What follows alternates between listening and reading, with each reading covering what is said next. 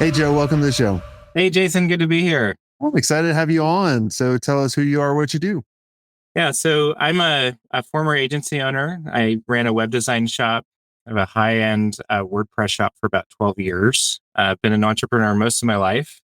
And my most recent venture is Smart Pricing Table, kind of a play on proposals that we work through at my old agency. Awesome. Well, we'll get into that in a little while, but how did you get into the agency business? What made you start your agency? Well, I think for like a lot of technical people, I just did not like having a boss. And I was working in Seattle at a medium sized corporation. I had done a SaaS product back in high school before SaaS was really an acronym. It was online staff scheduling for fast food restaurants. And I did corporate for a couple years and just wanted to get back to my entrepreneurial roots. So I quit. I planned on being a freelancer, and I won't get into all the details, Jason, but I lost the ability to type. I had RSI, chronic back pain, like my whole body was just kind of messed up. And I only hired because it was my only option. And then I got hooked. Other people advancing the mission, that's a very exciting thing. And that was the beginning. And then my agency grew to probably about 10, 12 people at its peak. Awesome.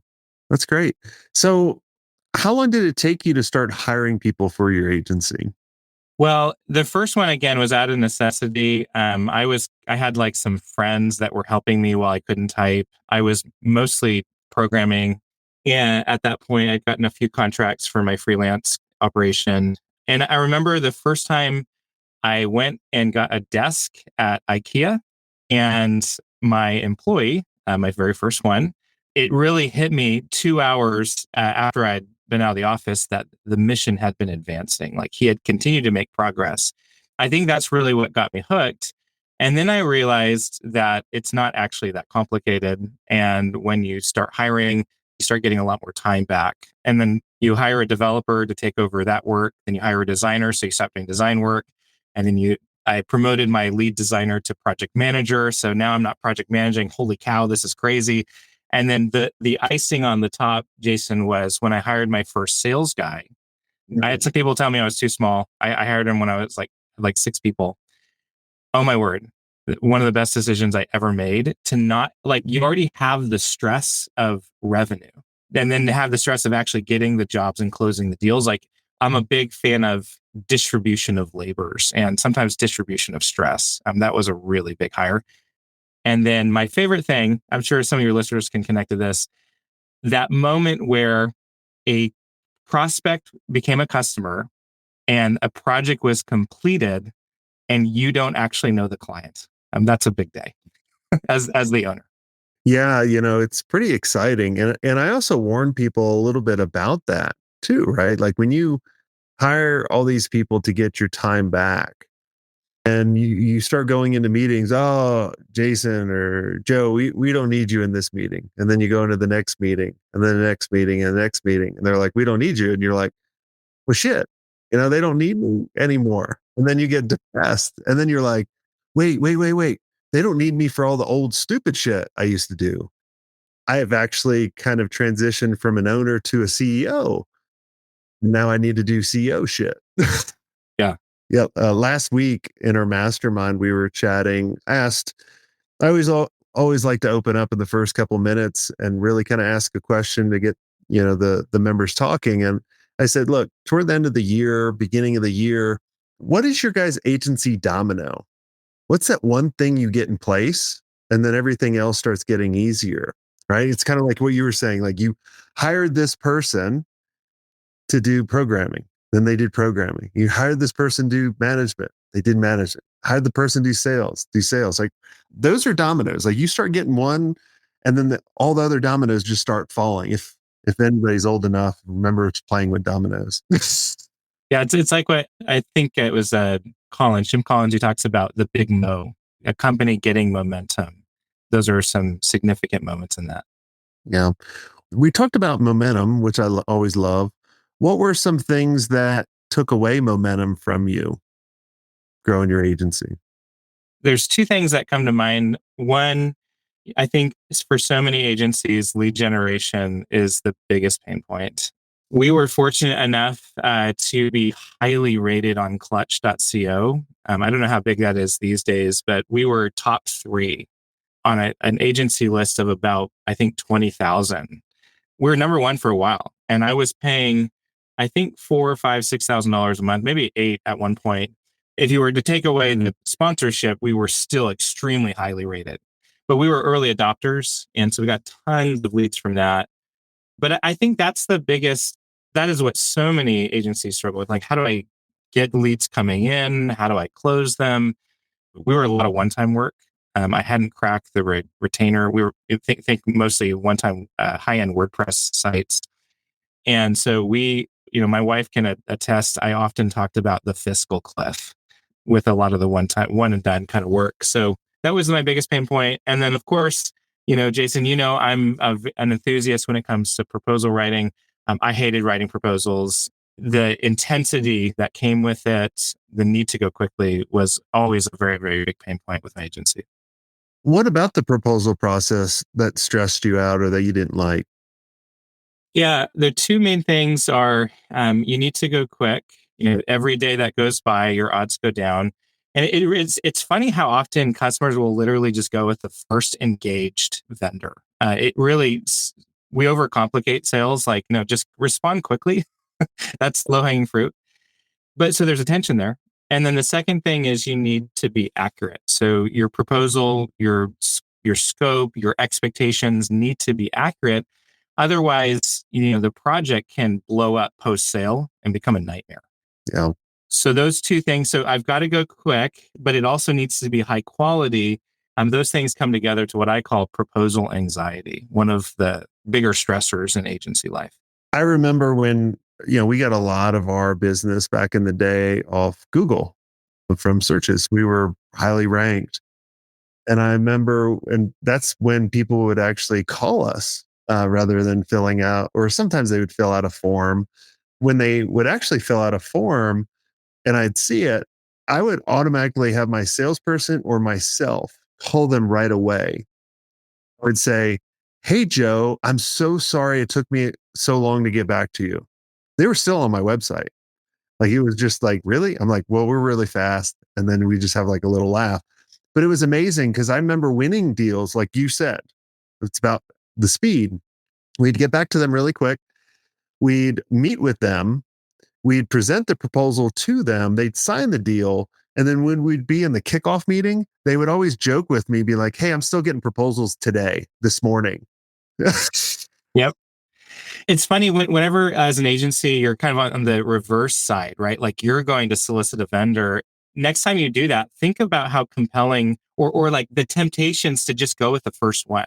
I was talking with I had an outreach campaign I was setting up, and I talked to a company for 20 minutes, and they weren't amazing, but they could do what I wanted them to do. And I just felt this, like, I kind of had to slow myself down, like, oh yeah, I'm talking to other people.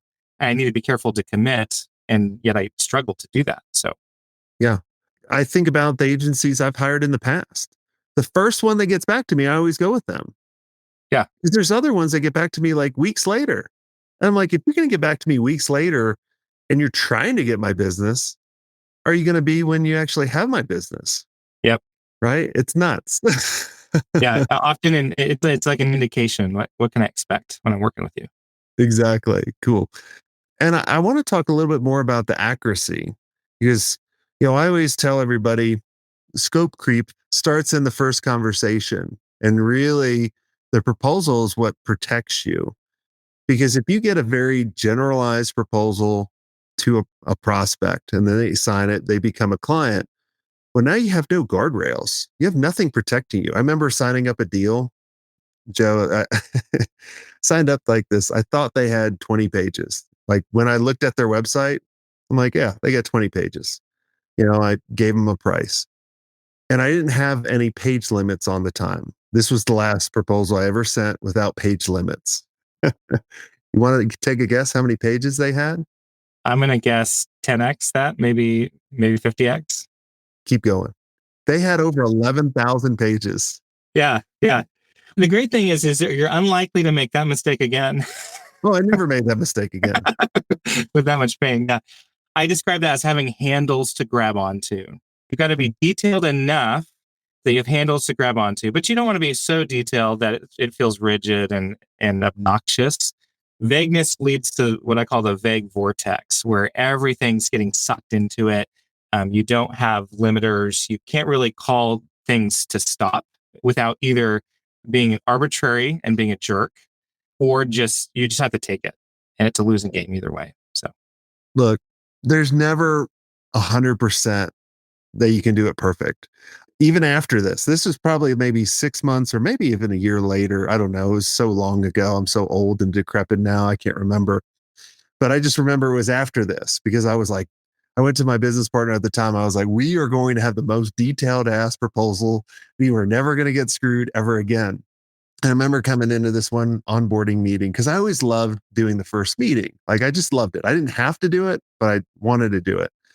And I came into the meeting and I always review with the client what they purchased. I mean, like, all right, so we're going to do a 50-page website.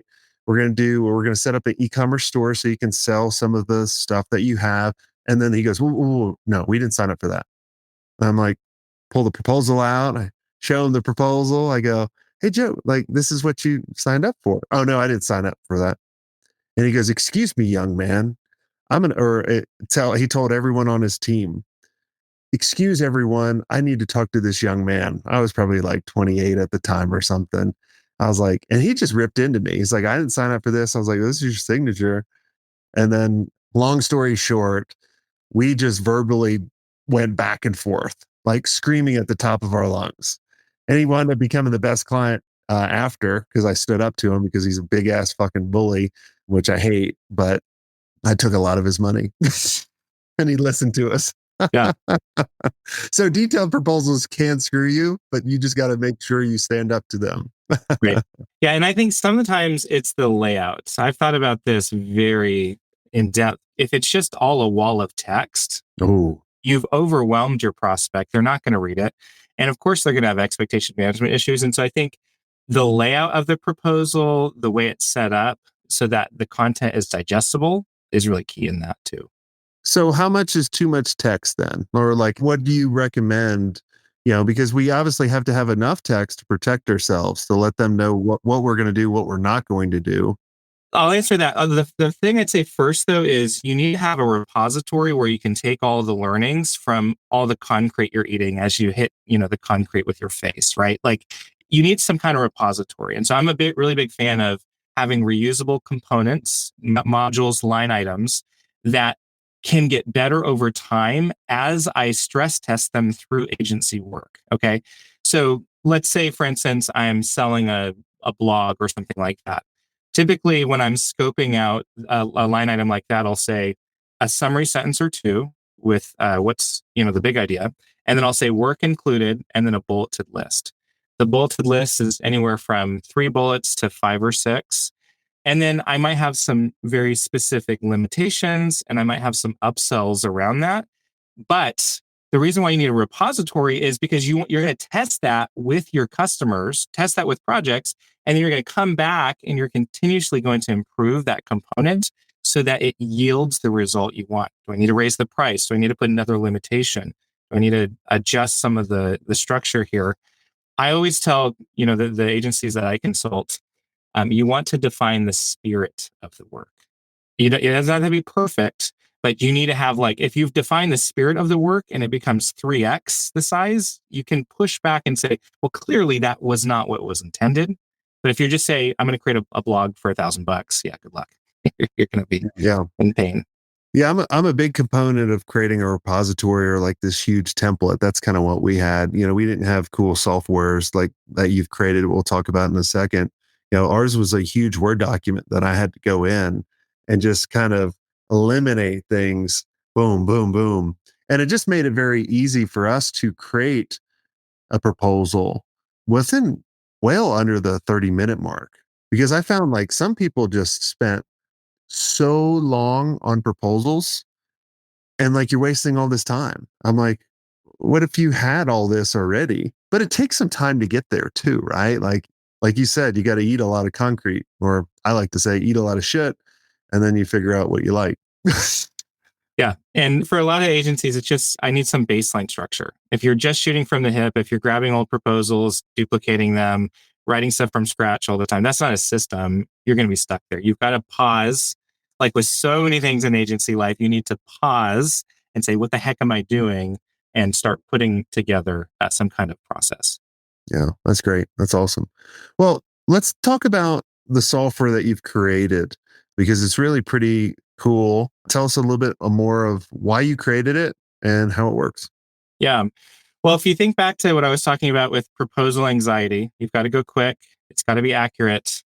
About 8 years ago with my agency, this became an obsession. I wanted to crack this nut. How do I take this thing that is one of the worst parts of the job and make it actually enjoyable? And so that was our mission.